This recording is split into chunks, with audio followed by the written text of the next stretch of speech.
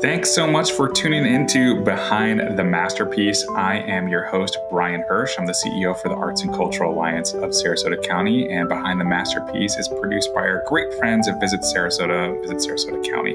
And with us today is the incredible and talented executive director from Venice Theatre. This is Kristofer Geddie. Chris, welcome to Behind the Masterpiece. Well, thanks, Brian. Thanks for having me. Yeah, it's awesome. It's great to see you. I hope all is well. I have the great pleasure of knowing you for a little bit, actually kind of a long bit.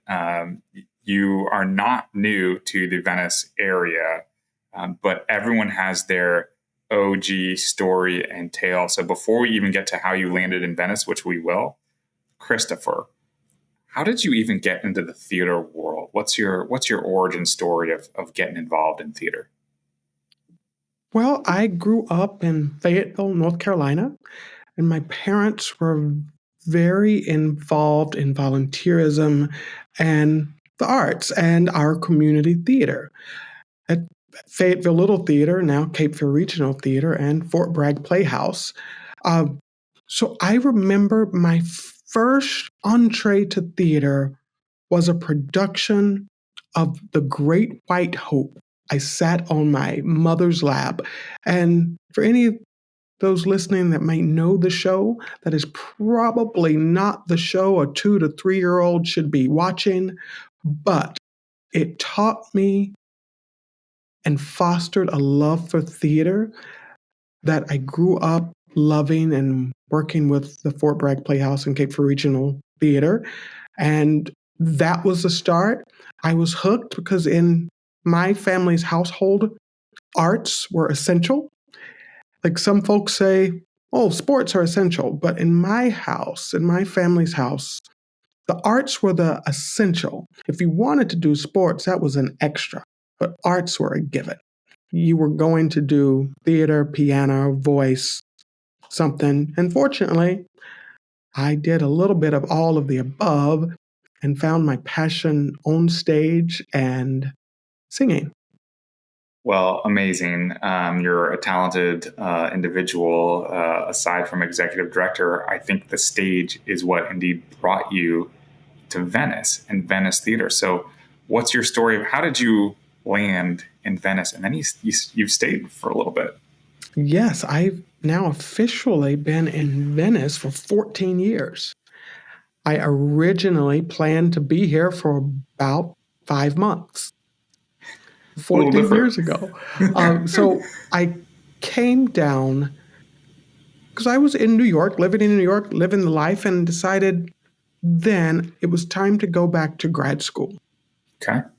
So I said, I need to study for the GRE, And one of the things I'd done in my career is always look for places that would be fun to be while I did whatever that next thing was. And I had an opportunity to come to the beach in fall from New York, and I knew I could do the show that they wanted me to do and to study for the GRE on the beach.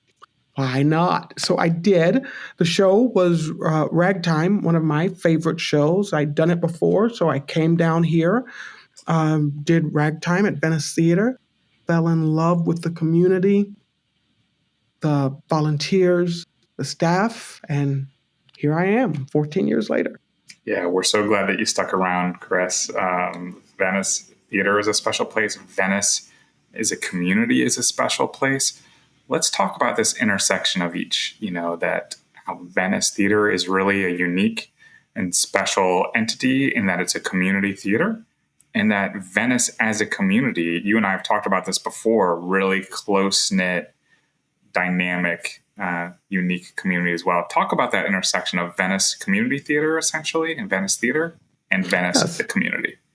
Yes. Well, it goes back to part of like I said, the reason I stayed is I had never seen a community like Venice. Never. It was such an interesting place. I grew up in community theater, went to professional theater, did tours, regional theater. But when I came down to Venice Theatre, And it remains the reason I stay and the reason I love it. Because my first day of rehearsal at Venice Theatre, 2010, I came into rehearsal being a guest artist. I walked into rehearsal. I saw folks sitting around the rehearsal room, many of whom were in their work clothes. Some were sitting in the corner eating their dinner. It, some were in the corner doing their homework. It was a true community. These folks were the embodiment of what community theater is, for the love of it, for the love of what they do. These were folks who were not doing this professionally, who did not have to be here. They came because they loved it. So that was that cast. And it just grew from the cast to the crew. And then as I grew in Venice, I saw how beloved this theater was in the community. And now we're luckily celebrating our 75th anniversary, which is incredible. But this community has embraced Venice Theatre for all those years. And I'm proud to say that Venice Theatre is one of the largest community theaters in this country. Uh, by population, by all the stats we use to do that, it is number 2 in the country. But our volunteer force, because of the community coming to support us and to support what we do, our volunteer force is number 1 in this country. We have over 1,300 volunteers working in this theater. And the staff, we tell everyone, because it's quite honest, the volunteers run this theater. We are here to support them because they have made this theater what it is. Without the community of Venice supporting in every level, from the mornings we open with our scenic crew, volunteers coming in at 8 o'clock in the morning to work, our shop volunteers, our costume shop volunteers, our front of house volunteers, our performers. Everyone is here from the community to do what they love, and to then, when we open a show, they get the pleasure to say, oh, I did that, or I did that. And that is that intersection of the community ingrained in what we do. Venice Theatre would not exist without this community. We love it. Thanks, Chris. You are listening to Behind the Masterpiece. That's Kristofer Geddie, the Executive Director of Venice Theatre. I'm your host, Brian Hersh, from the Arts and Cultural Alliance of Sarasota County. We love to highlight arts in this amazing Florida cultural coast that is Sarasota County. Kristofer Geddie talking about what's really unique and special about Venice and Venice Theatre.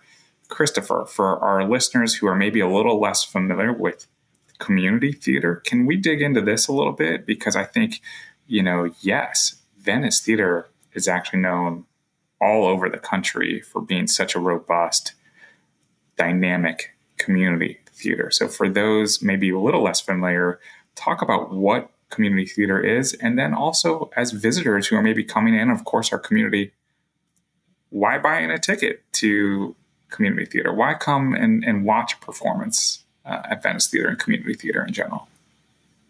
Well, community theater, one of the first shows we did this season was a throwback to our origin story. Our origin story was just Torchbearers, but it's based on what community theater derives from is the Little Theater movement. And community theater has always been those folks who, for whatever reason, choose not to do theater as a profession. It is literally for the love of it. It is amateur theater, and amateur sometimes gets a negative view, but that is not the way we look at this. It means these are folks, and in many respects, these are folks who regional professional theaters have either overlooked or that they themselves have overlooked and have decided not to do professional regional theater, or folks who've done it and then moved to another community and decided not to do it there. And that's many of what we have here in Venice. Many of our scenic builders are some are retired architects. Some of our performers are former equity actors, former professional actors. So it means our, for the most part, our crew, our actors, our front of house volunteers, our back of house volunteers are all volunteers. They volunteer their time to come here and to work with us. It is such an interesting dynamic and it's interesting way that organizations are run.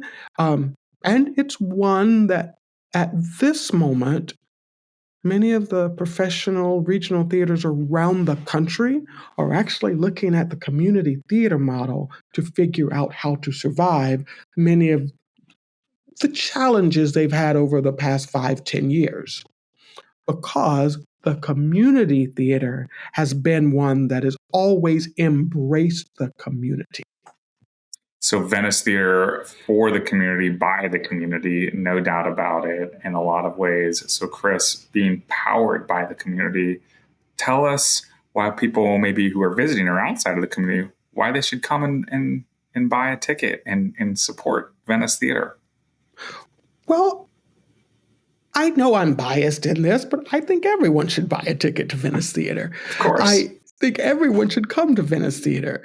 And another reason behind that is everything I've just said, because of watching what our volunteers do, watching our volunteers, many who grow up in from elementary school to adults performing with us. Many go away to school, then come back to Venice to perform.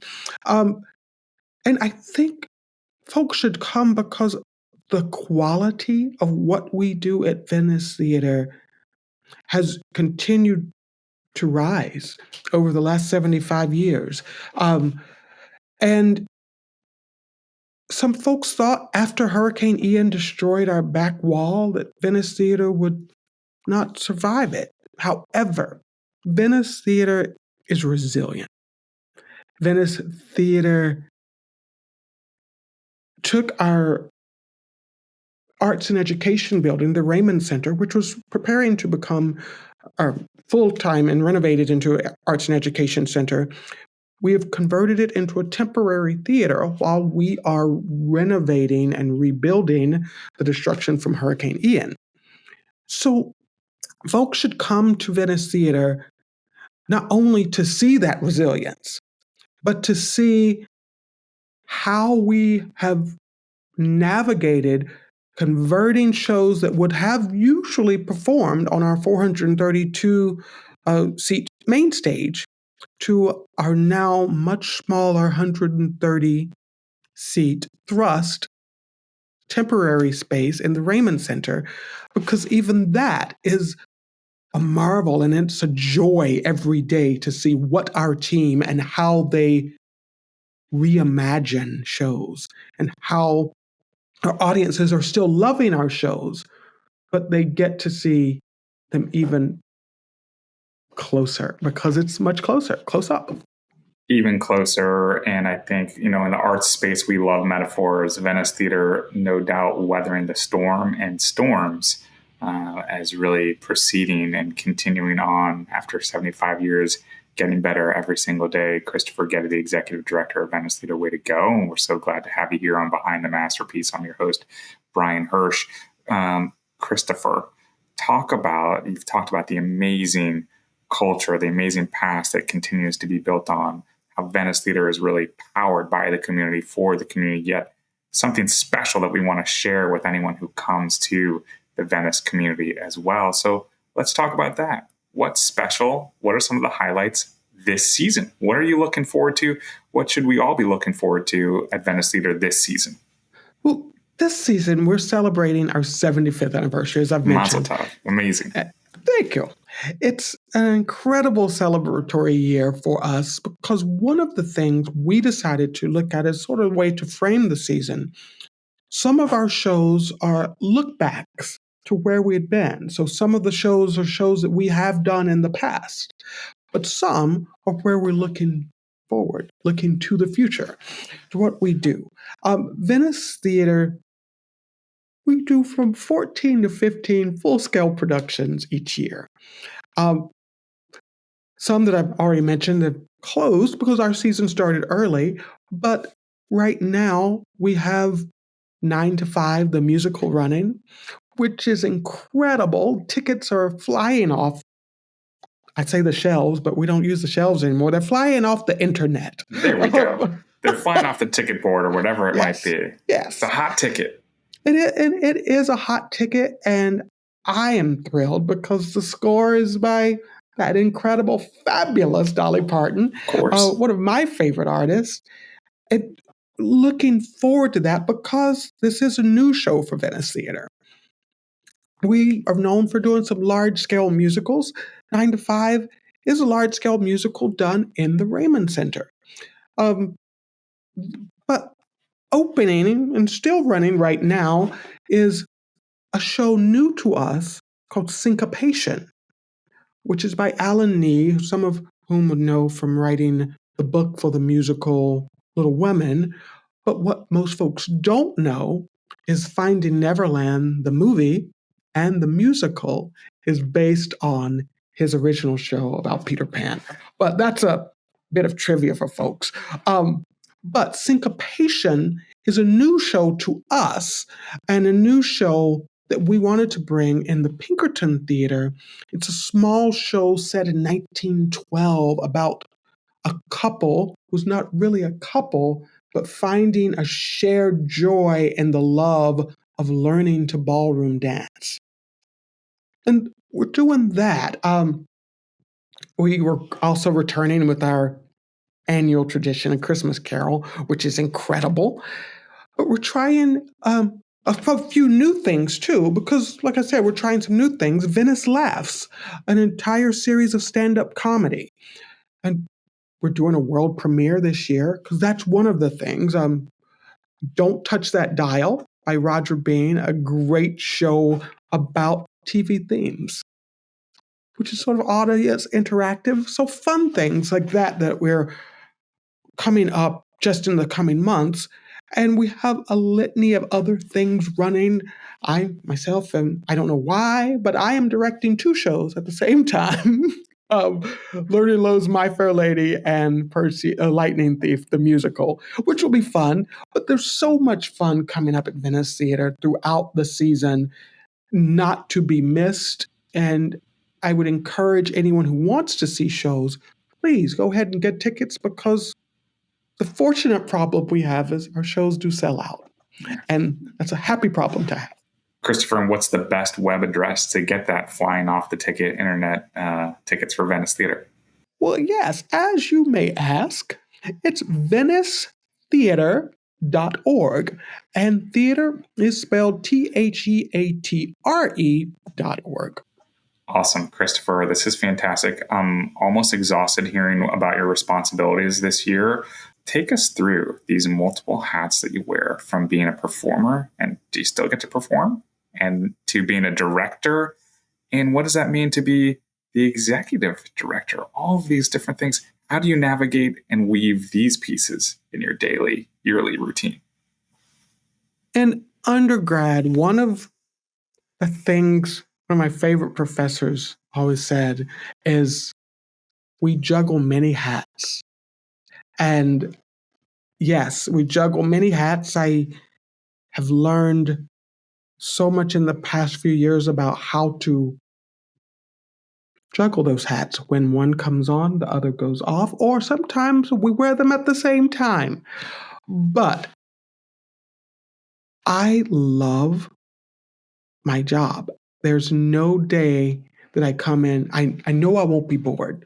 Because yes, I have my list of what's there to do today, but it varies just because of nature of what it is and nature of theater.